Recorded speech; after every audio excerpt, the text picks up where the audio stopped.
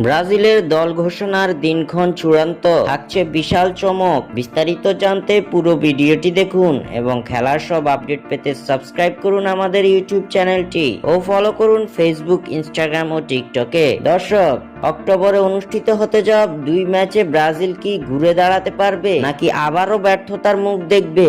আপনাদের মূল্যবান মতামত আমাদের অবশ্যই কমেন্ট করে জানাবেন।